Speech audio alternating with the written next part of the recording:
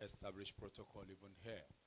Um, Thank you very much for inviting me, to speak to the issue here and asking me to do the first shot, to fire the first shot.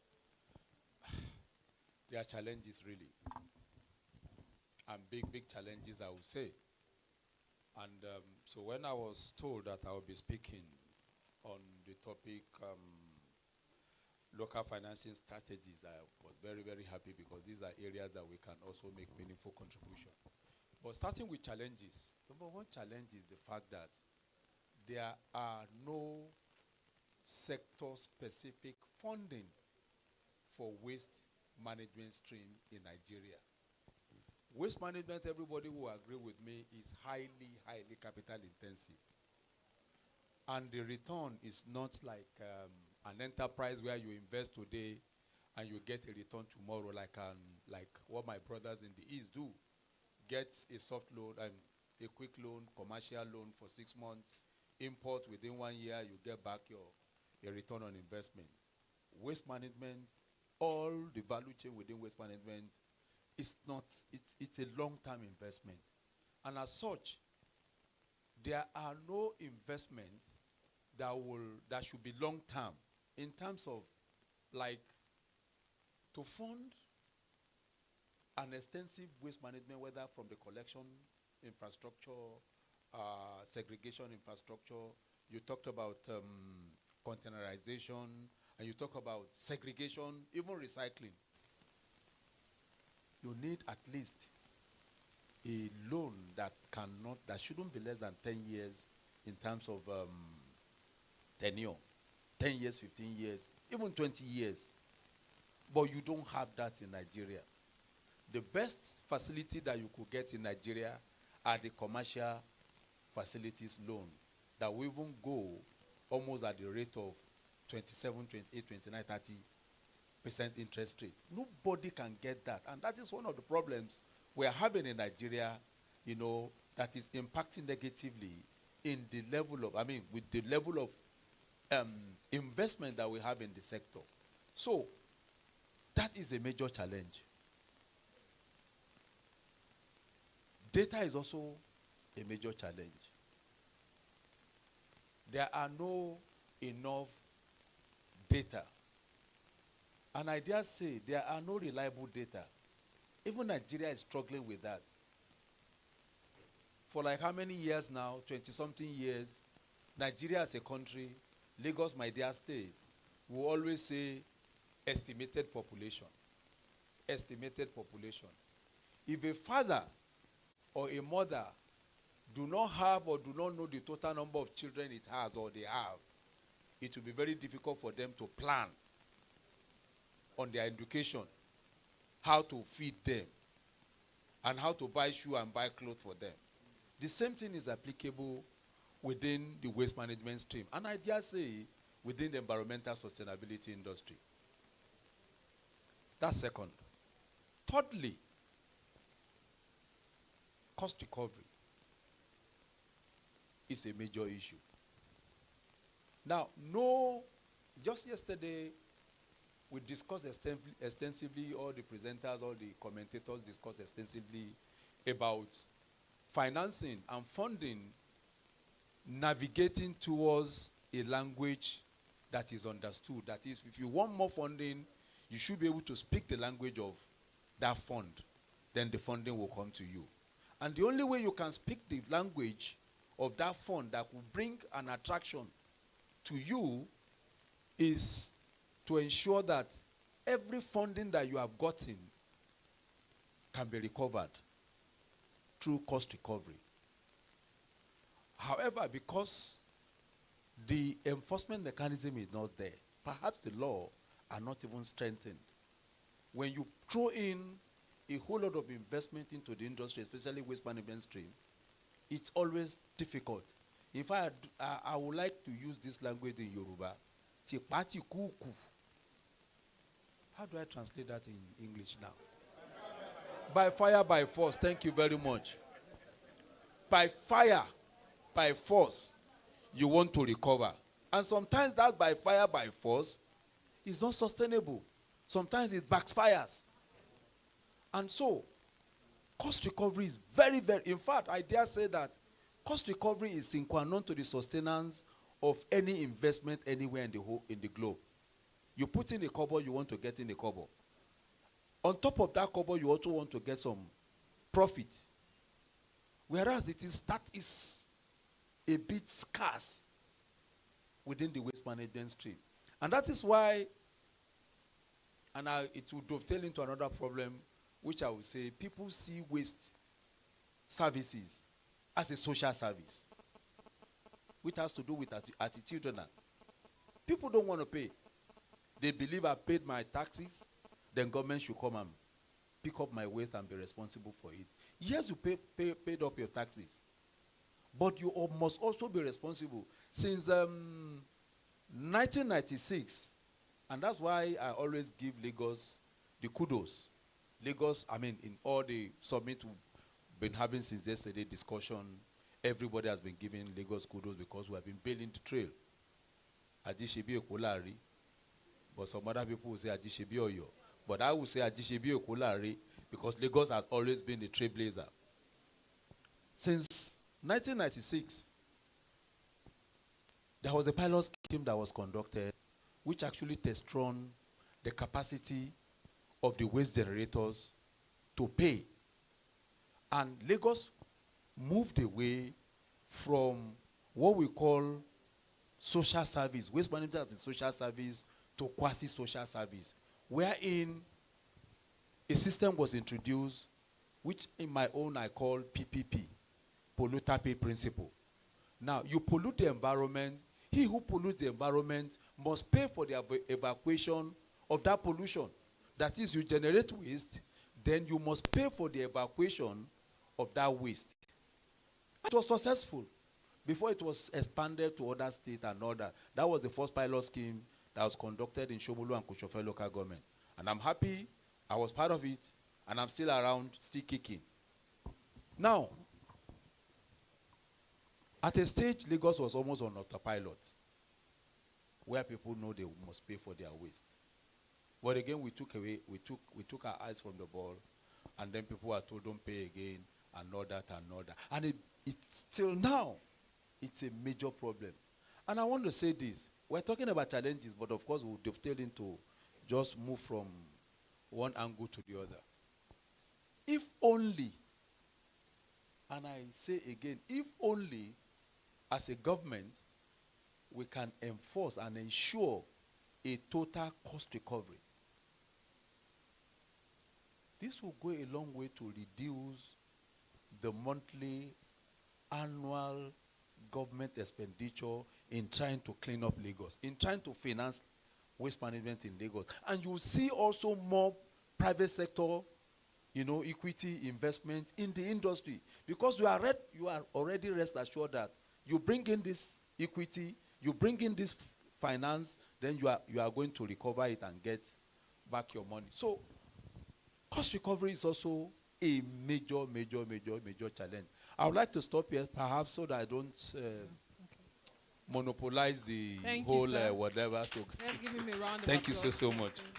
He has set the stage for our discussion. So now I want to move on to Dr. Babatunde Ajayi, who is the GM of LASEPA, Lagos State Environmental Protection Agency.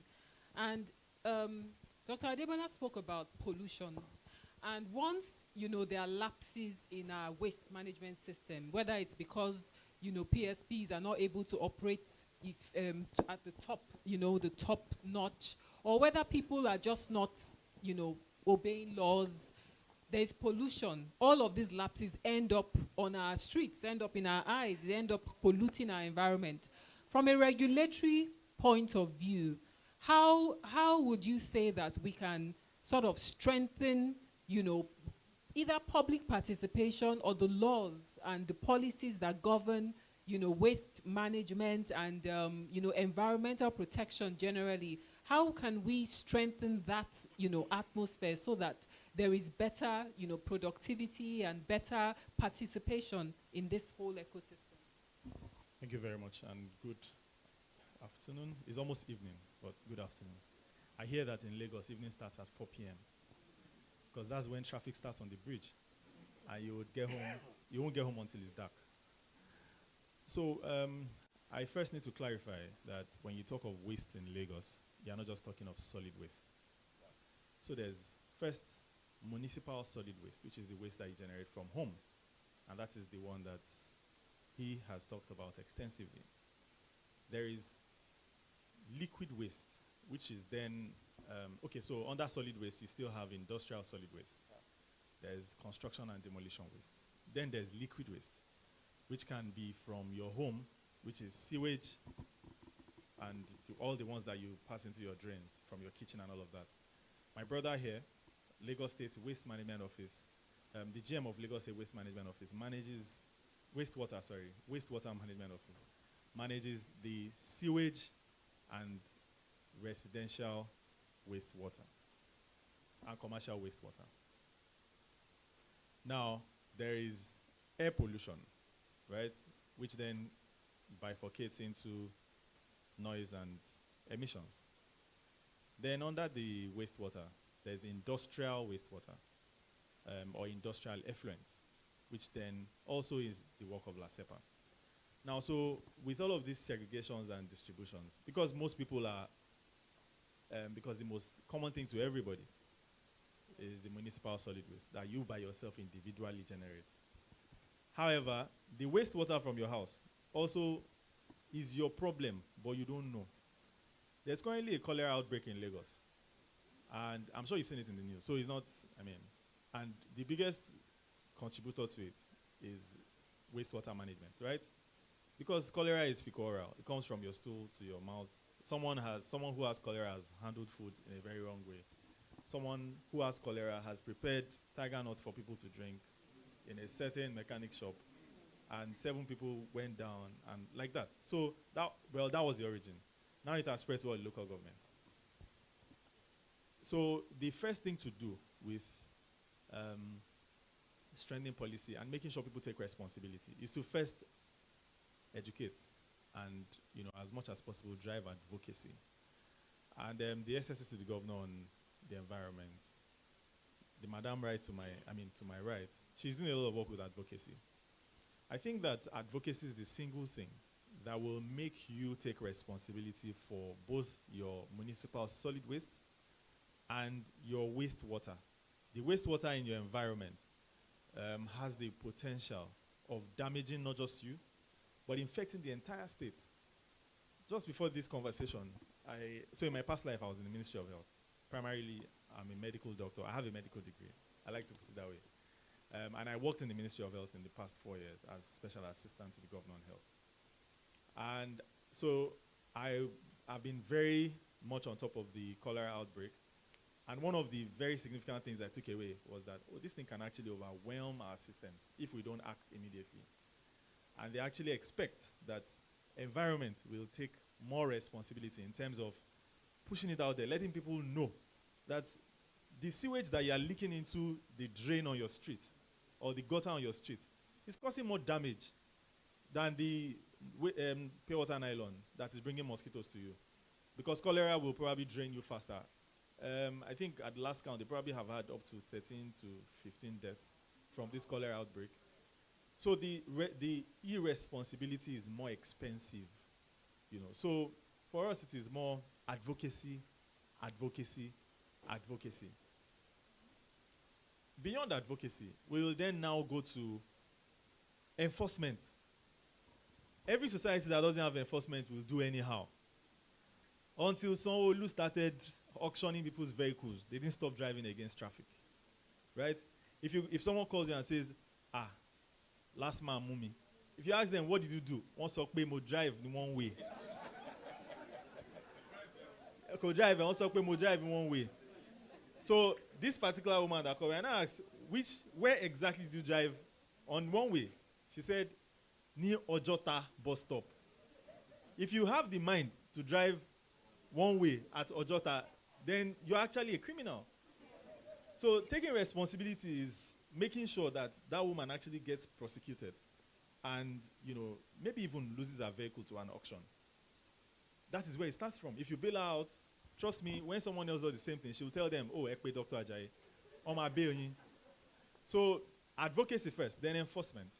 There is no city that develops without enforcement, without enforcing laws and orders, without enforcing how things should be done the appropriate way. Unless you attach punishment to these things, we will not take responsibility in Lagos Island, in Koshofe. People will continue to leak all of these things into the environment. The same thing we do in La Sepa.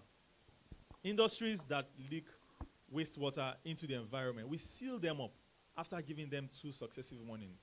We will seal you up because, I mean, if you're a pharmaceutical industry, for instance, just an example, you leak waste pharmaceutical, effluents into the environment.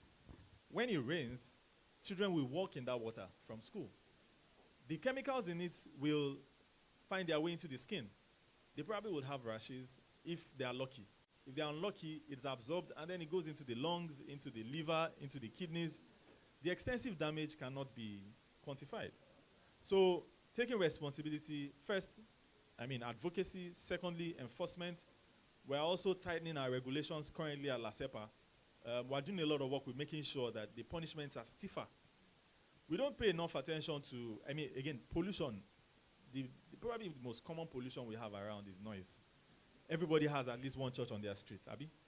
Or at least one mosque on their street. And I was so angry this morning. Why? Because today is June 12th. It's supposed to be a public holiday. But I'm hearing like 7 churches screaming on top of their voices from my window. And I'm wondering, FSC mini. Like, do you not want to have peace? The only day that you have to rest. Because on Sundays you are in church. On Saturdays you are doing choir practice. So June 12th, come on, just sleep. Just sleep and watch television. But everybody is in church again. Noise pollution.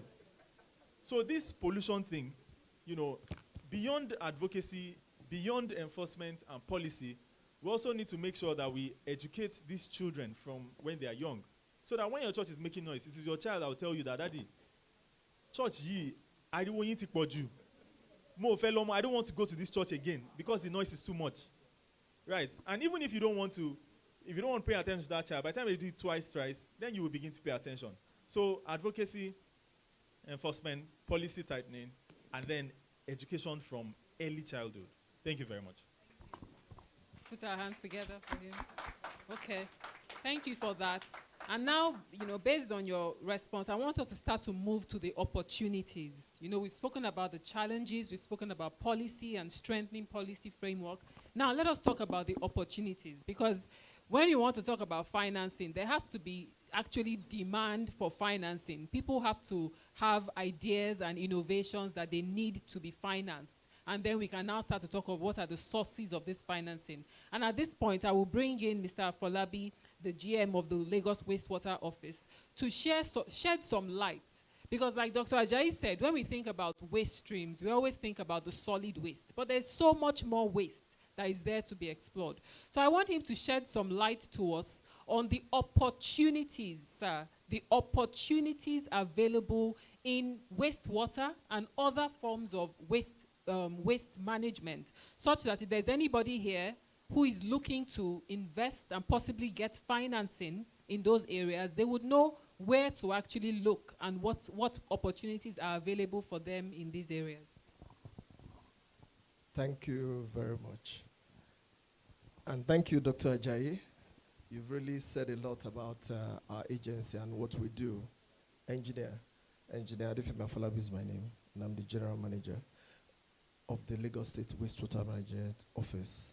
Okay, so there's a saying by Richard Branson, and it says that business opportunities are like buses. There's always another one coming. So just like in the wastewater sector of the state, yes, there's another one coming. So if you miss one, you're surely going to get another one. If you look well, in the wastewater sector, it has a huge circular economy. Everything that somebody puts into the drain illegally, in terms of wastewater, in terms of sewage, in terms of fecal sludge, is money being thrown out into the drain illegally. And of course, Dr. Ajayi has said a lot about the adverse effect of all this. So what we're here to do today is just to enlighten people that there's a huge circular economy in the sanitation sector. Let me quickly give us some of the indices that we have on sanitation in Lagos so that you know that there's a huge gap that needs to be filled. Okay, so according to WashNum, and WashNum is the Water Sanitation and Hygiene National Outcome Routine Mapping, it says that 55% of households in Lagos State have access to safely managed water supply services, while 15% of safely managed sanitation services in Lagos, 15%. So we might think that we have sanitation facilities in Lagos, right, in household. But really, if we say safely managed, that means you can really manage it at your own level and take it to the end use of treatment and reuse. So 15%. That's what the national data gives to us. And 35% of people have access to hygiene services in Lagos. That means that so many people do not wash their hands, and that is one of the outcomes of cholera that we have. About 8% of the population, which is about 1.8 million people, do open defecation. That means people just urinate here and there and defecate in the public. And for our on-site sanitation infrastructure that we have, predominantly in Lagos, we use on-site sanitation. That is the septic tank and sockaway pit, which most of us have in our houses. So 85% of the state makes use of this. And the other will just be open defecation 5%, and the balance of 10% will be the contemporary wastewater treatment facilities that we have in pockets here and there. We have some municipal wastewater treatment plants that are being operated in the state, and of course, private ones, and of some being managed by the federal government. As of now, sewage connections, 10%. Treatment capacity that we have as of now in the state is just 2%. 2%. So this gives us a clear picture why we have cholera in Lagos. Because a lot of us, we have not paid attention, including government, we've not paid the due attention to the issue of sanitation and really managing fecal sludge and, of course, wastewater that we generate at our household level. So, as another data, we have 2.21 million cubic meter per day of wastewater being generated in the state. We have 23 million people. You take your bath in the morning, you do the big one. These are generated on a daily basis. Where do they go to? That should be a concern for us. So now we have a deficit of infrastructure in Lagos to take over these 23 million people. 98% deficit. 98% deficit. So there's an opportunity there. We have 300 registered sewage vacuum trucks that go to homes to pick sewage on a daily basis. There's an opportunity there. And there's also opportunity for consultancy works in fecal sludge management in Lagos State. So the first opportunity, I've mentioned that you could provide public toilets, and you could privatize it. You could collect money, and it's all over. You could come to the Ministry of the Environment and Water Resources. You'll be given a permit to operate a public toilet where revenue streams can come in.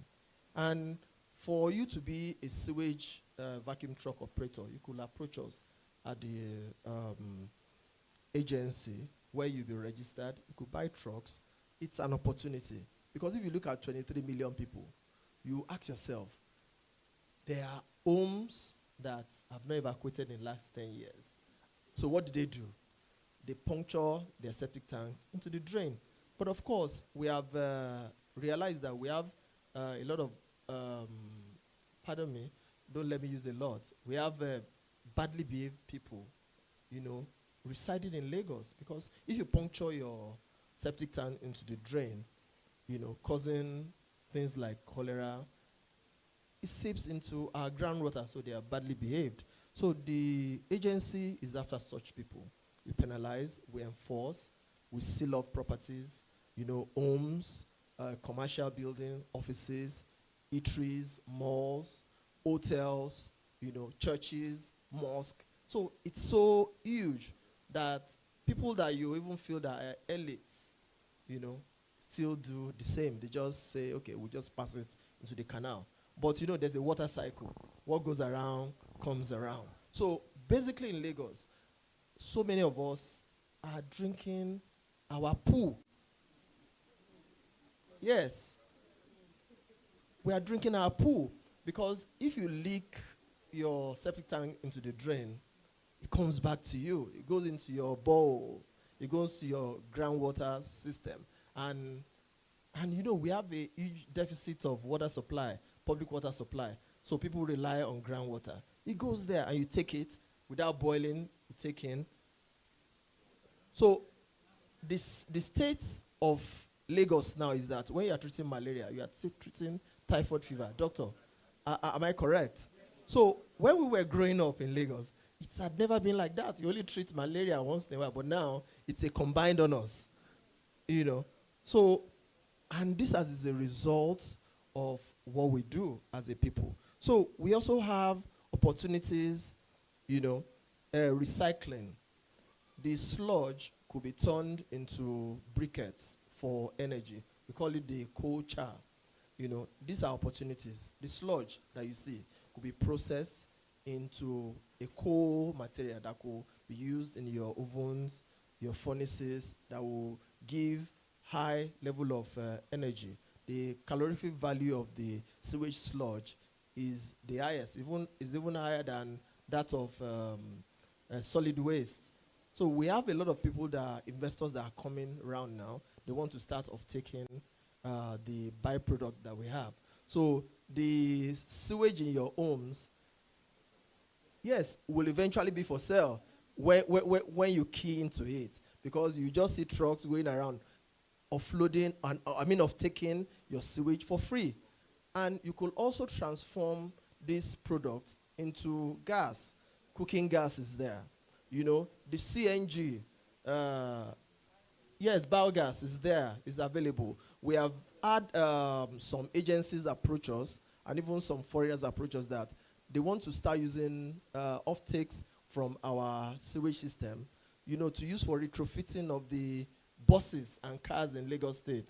So it's a win-win, and you could use it for gardening, as a soil conditioner, okay, I've mentioned, you could even use it as for interlocking stones, Yes, if you process it well, And you could even use it as a fish feed.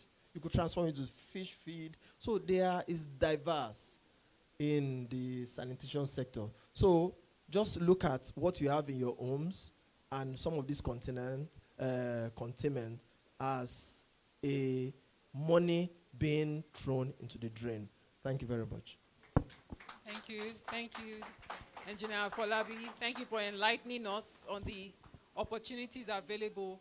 It's such a beautiful time to be in Lagos because it's a developing city, and you have up to 25 million people. The waste is endless, and we're now learning that this waste, whether it's wastewater or whether it's solid waste, it is a commodity. So if you're a business person who wants to invest in waste as a product, you have an endless supply of raw material. Raw material coming from human waste, raw material coming from solid waste. So it's an excellent opportunity if we harness it well, invest in right policies, and of course financing, which now brings me to Mrs. Ibekwe, CEO of Sterling One Foundation. Now, I know that Sterling One Foundation does a lot of stakeholder-driven interventions and social impact interventions. So when you listen to all of our panelists talk about the opportunities in waste management and in waste disposal and treatment and all of that, you can see that it's beyond being a commercial activity. It's actually a social impact activity as well. Can you share with the room what financing opportunities your organization has available to, let's say there's somebody, a young person sitting here today who is thinking, you know what, I want to invest. I want to invest in wastewater treatment. I want to invest in, some sort of conversion of waste, to create energy or to create biogas or to create some benefits for my community. Are there financing opportunities that they can easily access to fund those kind of dreams? Thank you very much. Good evening, according to Dr. Ajayi. Okay, I have been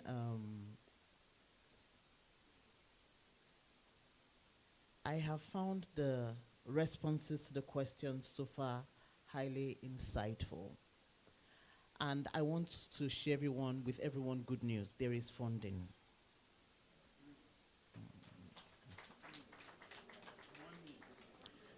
But I would advise you to be cautiously optimistic. Okay, so I'll go right to it. We are a not-for-profit organization, so what we usually provide is grants.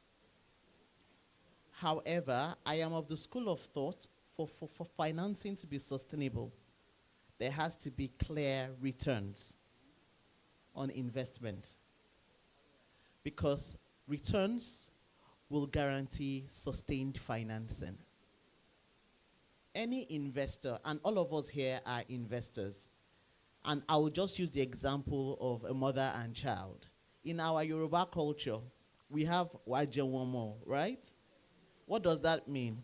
For every labor you're making on your child, everyone is seeing that there's profit at the end of the day. It doesn't have to be financial, but everybody wants to see the returns. We all want to see the fruits of our labor, and that is part of our culture in this part of the world.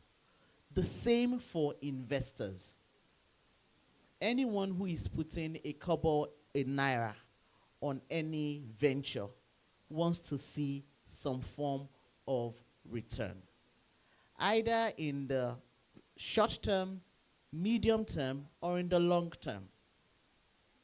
So as innovators, as entrepreneurs, as people providing solutions to problems in this space, what I heard earlier is about speaking their language. Their language is also our language, because if we can look at it from the perspective of you investing in your child, everyone is expecting some form of return. The question now is, to what extent, at what interest rate, as our daddy has shared with us. Just 2 weeks ago, because our partner organization is a financial institution, which is Sterling Bank, about 2 to 3 weeks ago, we had a session when we were engaging some investors in the recycling space. And I think that is municipal solid waste, as Dr. Ajayi has shared with us. And that is an innovation, is a business model, because they also let us know that the plastic was going to be turned to pellets and it was going to be exported, and that there was a regulation in the EU that there has to be a percentage of recycled plastic in their manufacturing. So because by law, the companies in the EU have to abide, that ensures that there is a huge market for recyclables from Nigeria. And I understand the teams from Sterling Bank, they were explaining that they have a fund from Bank of Industry that ensures that financing is possible for the green space at less than 20%. If my memory serves me right, about 16%. I was expecting people to clap.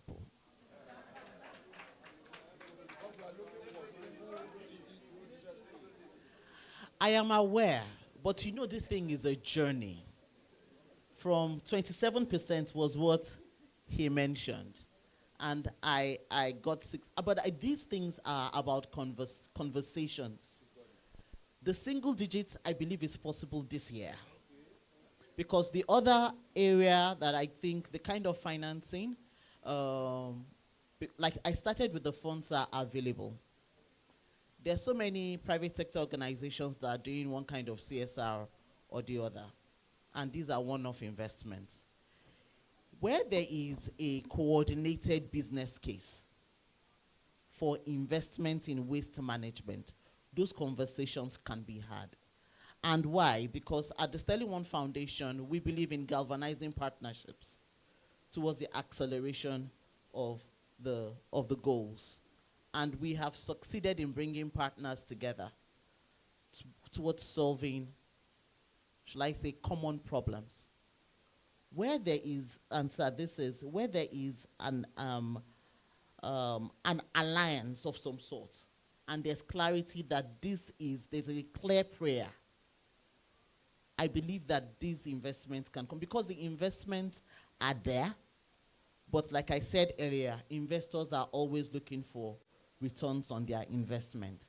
With a population of 23 million people and the clear business case that waste management, proper waste management has in Lagos State, one, two, the expensiveness, we're talking about life and death here because this conversation is about life and death. If we would not do it, 13 people have died already. We pray that no more people die.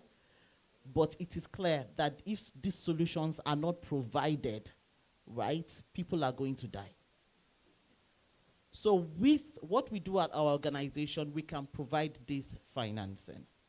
So like I said earlier, the financing is available, and it is not at commercial rates. There's financing available at less than commercial rates. And I know we also have conversations with Development Bank of Nigeria. They're going to be at our summit happening next month, July 25 to 26. And they have funds for green financing. And they're going to be sharing how organizations in this space can access those funds. I've spoken to what we have available now. And we can get more information from the Development Bank of Nigeria, hopefully at single digit. Thank you. Thank you, madam. Let's put our hands together. So she has let us know that there is financing available. That, for me, says it all. There is money available, but how do we, who are looking to get into the sector, how do we position ourselves such that we are fundable? That's now the question. How do we make ourselves attractive so that this financing, we would be able to access it? And I believe that anybody with a great business plan or a great business intention should be able to access that financing. Yes, of course. And then proof of a business model that works. We need to see the cash flow. Yes.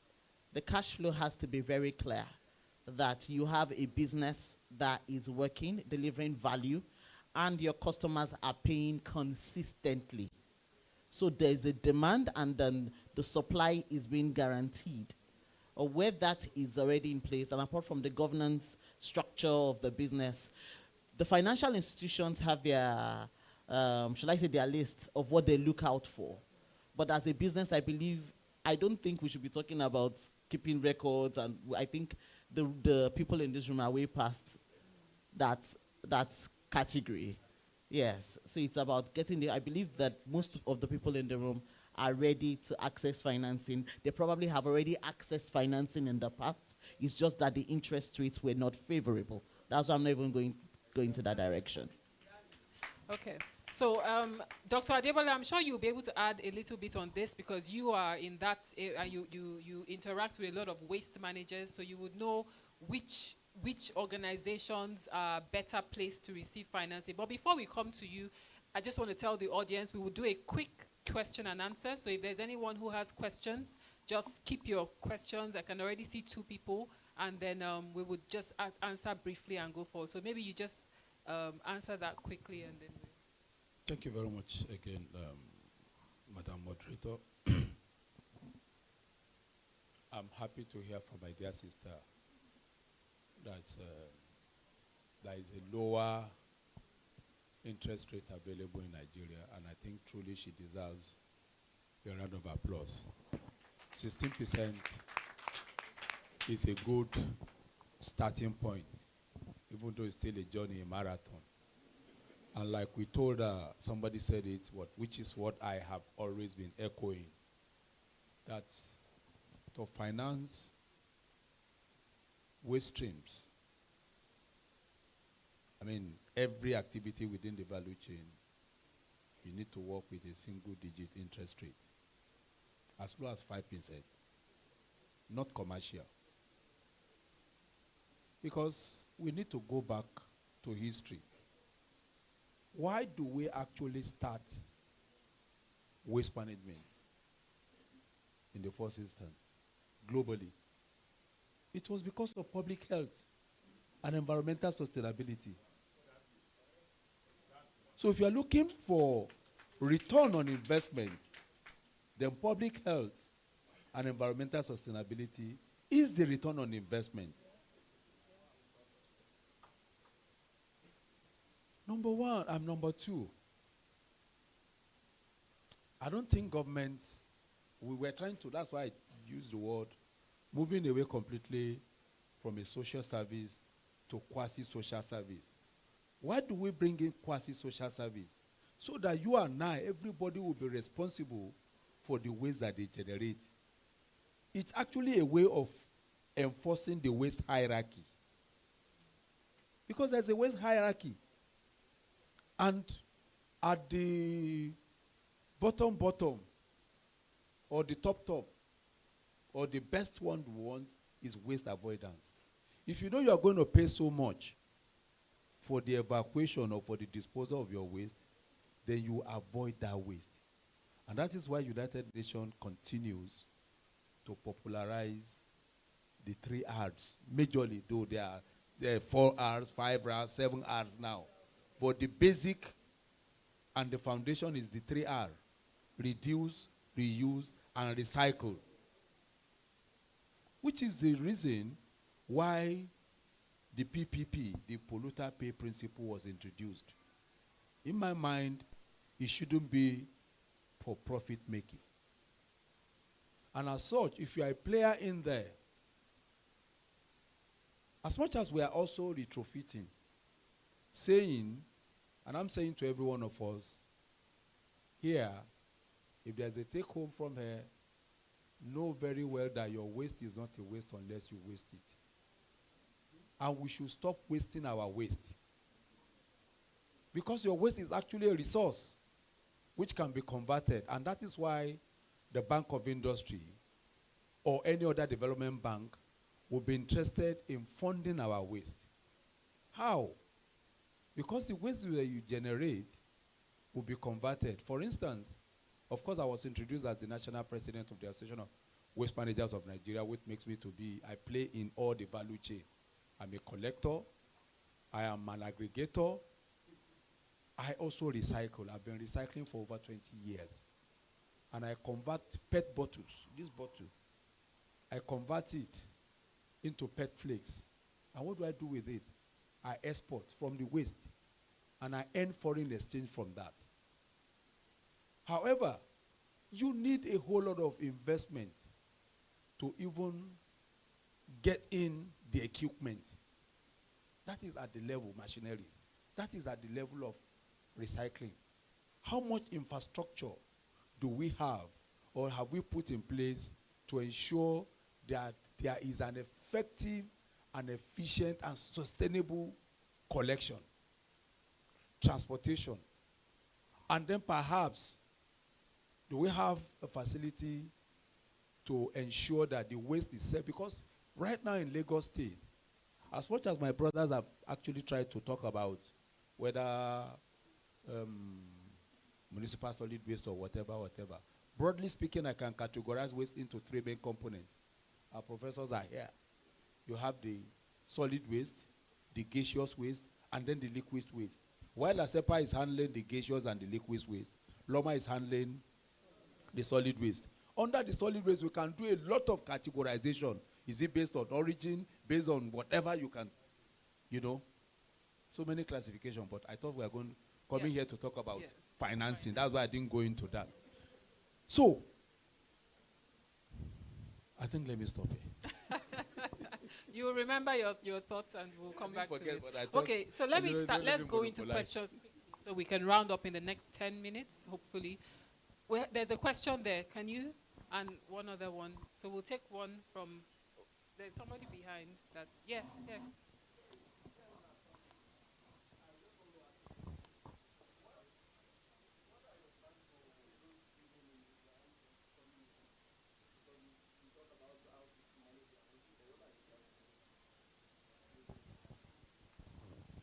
Okay. Thank you very much. Well, for riverine communities, yes. The situation around the area is that they have a high water table, and once they put a septic tank, they cannot even survive with it, you know, and they keep on evacuating and polluting the environment. So there's a fecal sludge management plan that we have at the agency, trying to capture communities on a cluster basis. So we're looking at communities like Iwaya, Badia, Ajegunle, that have high water table areas, to provide contemporary decentralized wastewater treatment systems in their communities. That is a plan that we have. Of course, is it bankable or not? Well, that is another issue. That is why government will come in. And of course, in the Lagos East, the Lekki, Aja, axis, Ekpe, Aja, where the water table too is very high, and the rate of pumping is high, rate of evacuation is high. So we, as of now, we have investors that are actually very interested in that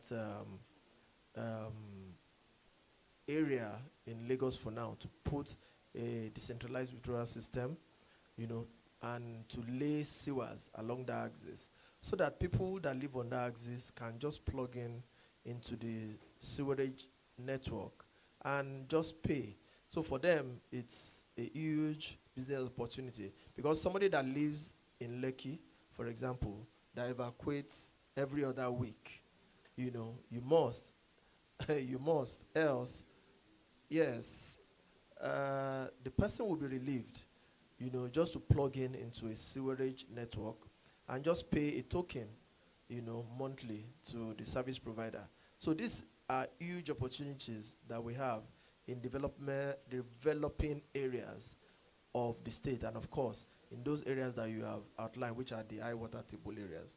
Thank you. Thank you for that. I hope that answers the question. Yeah. Okay, so we'll take the two questions. We can only take two. Okay, sir, we'll answer them at the same time. Thank you very much. My name is Mr. S.K. Adeyemi. For the purpose of this submit, what is government doing to assist a serious investor, mainly on the waste evacuation, because it has to do with climate change also? Thank you, sir. Can we have the lady at the back? Oh, okay. I thought, yes. Well, let's, go on. And then you'll go. So who is taking that question? Wait.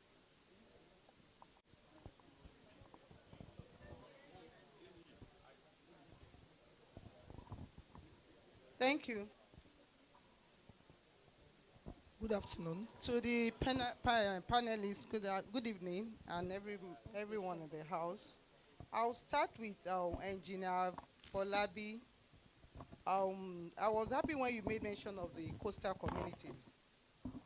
We in the environmental education unit, we've been doing a lot in the coastal areas because we find out that for Lagos to attain its Lagos resilient city when it comes to environmental cleanliness and hygiene, the coastal city should be focused on. We've been to Ojo. It's a big mess in Ojo. You have all the water from the kitchen, from wherever they have it, their domestic waste, right to the road, and the fecal matter. I thought it was just in Ojo until when we were invited for Ibejuleki, and we still have invitations to come for sensitization. This is a big issue. And this stems from the fact that this was, I think the responsibility was for the local government, not for the state, but they are not doing anything. We got in touch with some of the local government officials, and they needed backup. So I think the advocacy should be taken more to them, because we have lots of other areas we focus on. When it comes to education, we go to schools. So we have just one as a community. Then I would like to say this to Mr. Adebola, the waste manager chairman, that my observation about you, I live in Ojo, and there are lots of issues when it comes to picking refuse from Ojo. There are complaints about roads. The roads are being constructed. They are not coming in. There are issues there. We have river lines. We have water, surface water, and they are being used as refuse dumps. These are international water bodies that goes a long way. If your members needs to key into the sustainability and the resilience actions and the climate change financing, I would like to advise, sir, that your members should stop the selective picking of refuse. They go to hotels in Ojo, they go to highbrow areas, they don't go to houses. We have more houses in Ojo, more than companies and other places. They need to stop the selective picking. You need to build up your capacity. The capacity building of your members need to be looked into, and you have to start embracing technology, sir. Coastal communities are a danger to the entire state. Please help us out. Thank you. Okay. Good afternoon, everybody. My own question is to Mrs. Olakpeju. You said something about viable projects. And for us to access that fund, that project or programs has to be viable. In this area, my own is that I know, are we supposed to use the criteria of SMARTS? SMARTS, specific, measurable, achievable, rebound, and time realistic. Is that one of the criteria in assessing fund for viable projects and programs? Thank you. Okay. So, so just ask your question quickly, and then we'll do a quick response and be done in 3 minutes, max. Yeah. Okay, good evening, Dr. Ajayi. I want to ask this question because I'm also an environmental educationist, and whenever I go to conduct programs, these are the questions I ask students just to, as a kind of icebreaker, just people will laugh. And I will ask the question now because most students fail in answering it. Even the teachers, they failed. And I'm sure most of us here will fail if I ask the question. The question, let us hear. No, it's just a kind of background. So the question, sir, is where does our poo goes? Whenever we poo and we flush, where does it go? A lot of us don't know. That's You've said something. Yeah, our poo. Where is it supposed to go and where does it go now, currently in Lagos State, infrastructure-wise? Where does it go? That's the question. All right. So that's any other question, you can meet one-on-one. We have to close this session. Don't you want to have lunch? So I would leave it with Mrs. Ibekwe, but quickly, do you want to just answer that question quickly? Okay, well, thank you. For the coastal wastewater management that Madam behind asked, I think I've spoken about it. And one of the projects that the state government is off-taking now is the construction of wastewater facilities for the Tolu community of schools in Ajegunle. The Tolu Ajegunle community has over, I think, 41 schools, congregated in one location in Tolu Ajegunle. And we have seen the need that they are producing huge quantity of wastewater and fecal sludge as it were on a daily basis, and where does that go to? And that will answer one of the questions that the questionnaire has asked. So we're putting up a treatment facility there to take up that challenge, and that is ongoing. We are still at the feasibility stage just to now implement. Where does our pool go? Yes, you have the septic tanks, right? Then when the sewage handlers come to evacuate, they take them to what we call our facilities. You know, we have 5 of them in Lagos State. We call them the septic handling stations. So that is where they are disposed of, treated before it is being disposed into the water body. So any tanker that you see disposing into the water body directly is illegal, and you should report such deadly acts. And those are the results of what we are having, cholera here and there. And what is government doing in terms of financing education? Well, it's a very good question, and it's one of the things that we want to put on ground, so that the 2-digit financing that we have with the commercial banks will be a thing of the past, where we can have a fund, you know, for sanitation, where people that really want to do business in sanitation can key in. So it's a good way to go, but of course, it's still in the pipe works. Thank you. Thank you very much. So the question about the PSPs and the non-performance, sir, maybe we should just say noted on that, because that's something you take back. Oh, okay. There's always an answer to every question. If you say noted, then that means you have concurred. There are issues. The same question I was asked yesterday even by a journalist, that probably somewhere maybe there are some selective services. I'm happy the questionnaire talked about the road infrastructure.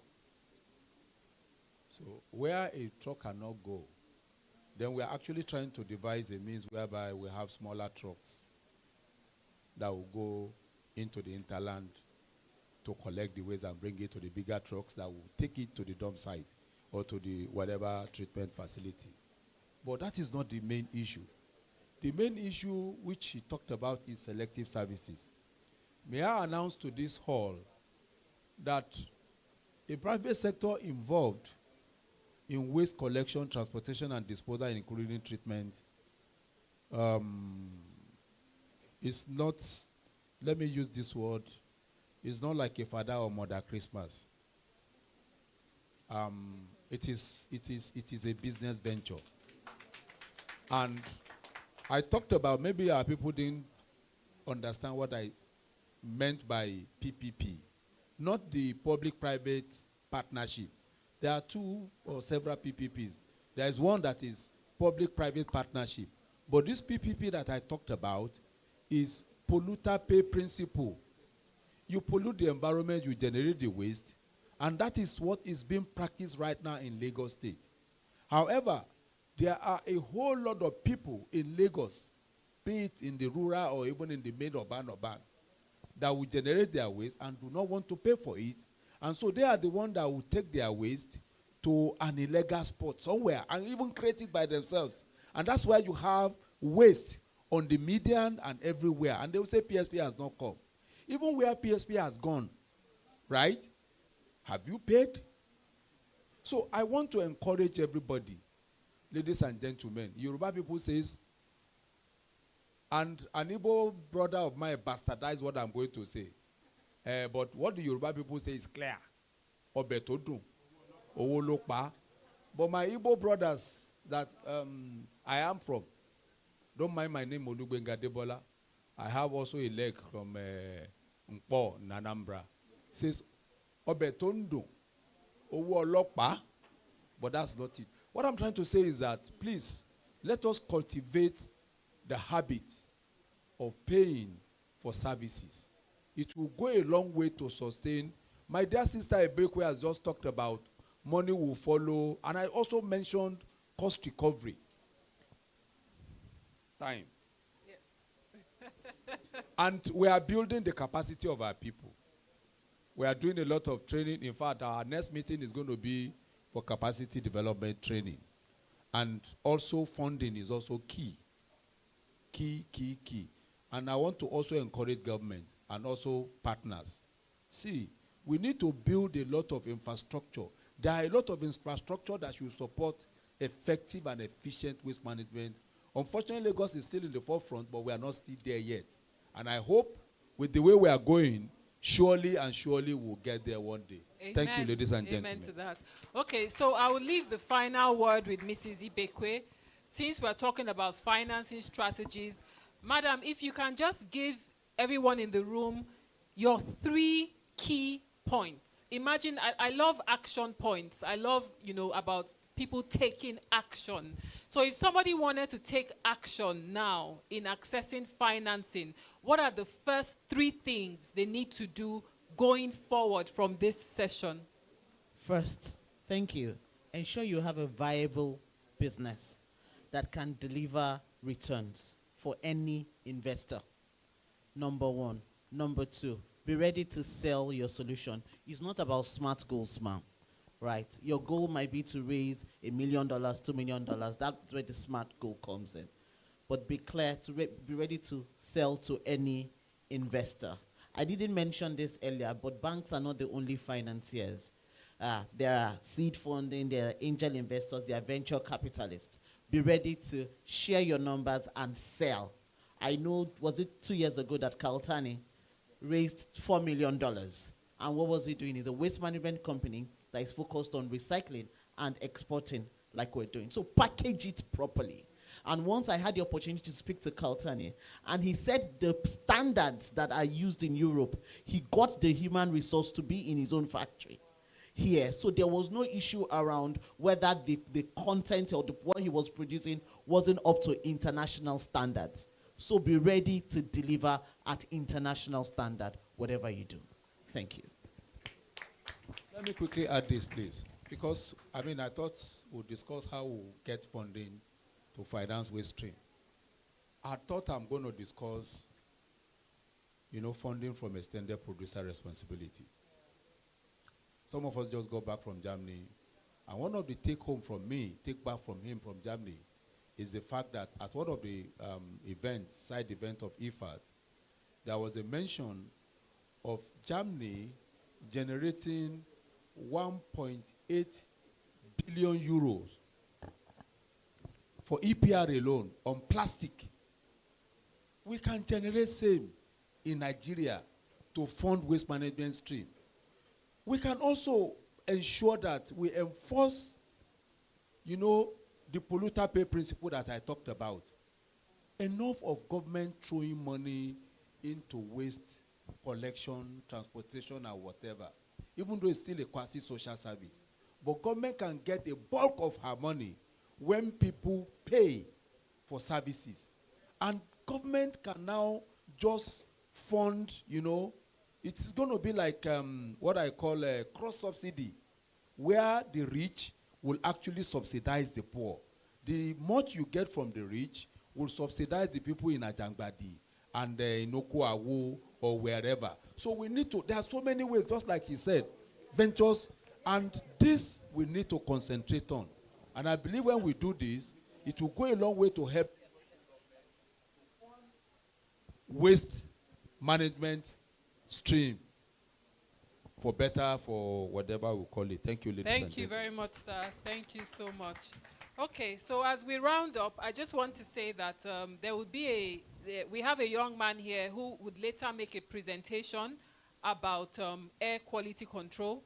And he has done some work for LASEPA, and he wants to share his findings with you. So even though we are wrapping up this session, if there's anyone that wants to stay back to get some of those research data on air quality index in Lagos and also some recommendations on that, you can wait behind after this session in this room so that he will make the presentation. So on that note, I'd like to say thank you to everyone that has participated in this session. I hope that a lot of successful businesses and ventures will come out of this, and we look forward to the solutions that you will all provide. My name is Tari Taylor. I'm the SSA Environment. Thank you once again for participating. Yes.